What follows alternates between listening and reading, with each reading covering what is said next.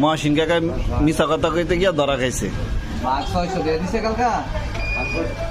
আমি পরে হিসাবে দামো কত করে বাঘ দিছে কালকা। 800 টাকা বাঘ দিছে।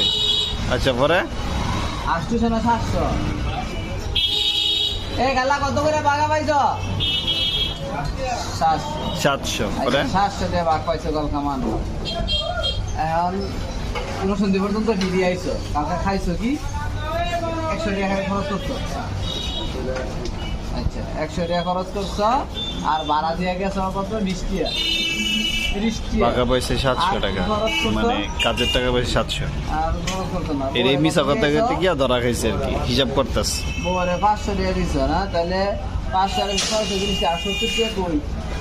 ওই যে এন্ডি সেরকম তো দিয়া হ্যাঁ বাচ্চা 30 টাকা করতে হলে যাবে।